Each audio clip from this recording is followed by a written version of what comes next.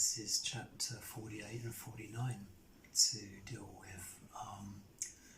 They're quite lengthy chapters. There's a whole lot of detail contained in them. I can't give it justice.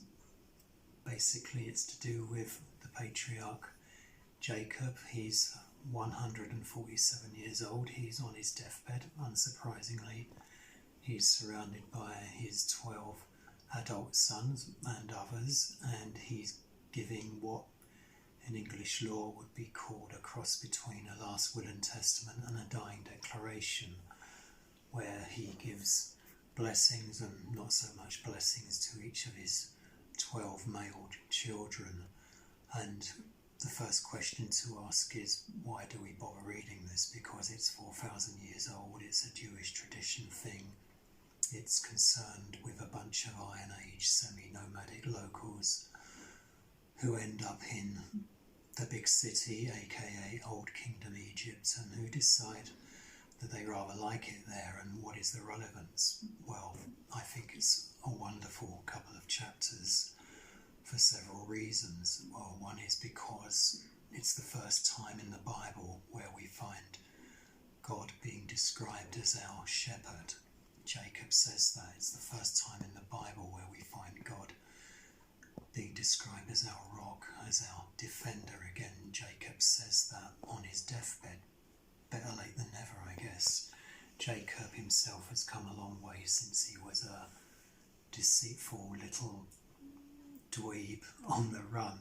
About 100 years before, he's had revelatory experiences with God, one of which he details in Genesis 48 to the coat of many colours guy Joseph. And another first for this episode is that he is the first time in the Bible where you get prophecy being said directly. It's not a question of, well, this may or may not be prophetic. This verse, this is in your face prophecy. He details what's going to happen to the descendants of his 12 sons, and for the record, 7 of the sons have good news and 3 of the sons, Reuben, Levi and Simeon, have bad news, and one of the sons has a bit of bad and a bit of good, and the other son, well, the experts haven't decided what that's all about. So we can check up what prophecies have been fulfilled, what prophecies have yet to be fulfilled, what prophecies were fulfilled but in a weird way that people at the time did not expect. I can't detail all of that, just one aspect of one prophecy, which was to his son, I think it's his 4th son Judah, where he has a whole lot to say. And one of the things that Jacob says, one of his dying breath things he says is, the scepter, this is verse 10, will not depart from Judah until he comes to whom it belongs. Some translations have until the scepter comes to Shiloh, to whom it belongs. This is another word for the Messiah, for Jesus. And the wonderful thing about this is that it came true in as much as Judah was the boss of the other tribes of Israel. For example, David was Judean. King Saul, the first king, was from the tribe of Benjamin, but by that time they had been amalgamated into Judah. Daniel in the exile was from the tribe of Judah, and this happens right up till 7 AD when the Roman occupiers take away the last vestiges of power from a Judean. And it was said that rabbis in that year, 7 AD, were on the streets of Jerusalem wailing and mourning and saying, "Woe unto us, for the scepter has been taken from Judah and the Messiah has not come." They figured that it was a prophecy which had failed.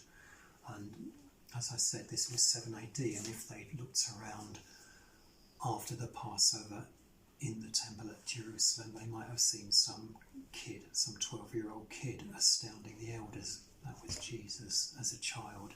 So the scepter had not departed from Judah in that year as they had supposed, but it was under the radar and they didn't get it. Another thing that I really love about this passage is right in the middle, there's a verse, which is verse 18, which is translated different ways, different versions. It says, I look for your salvation, O Lord. Jacob says this, and this has nothing to do with any of the prophecies he'd given to any of his sons before, and nothing to do with any of the prophecies he gave to the rest of them just after saying these words, I look for your salvation, O Lord. The interesting thing here is the word salvation is the word Yeshua, which is the same Hebrew word for the name given to Jesus. The way I see it is that this is like think of an old black and white 2-channel 405 line TV set, and you're watching that, and suddenly the screen changes and it's a multi-million pixel, full colour, 4K, high definition, high res TV set, and then it goes back to black and white again. This is this prophecy. You get 2,000 years before he is born, Jesus, not just Jesus, but the name is given to him as well. And to me that's pretty amazing, and it's pretty accurate. There's more to this, but we haven't got the time. Thanks for your patience.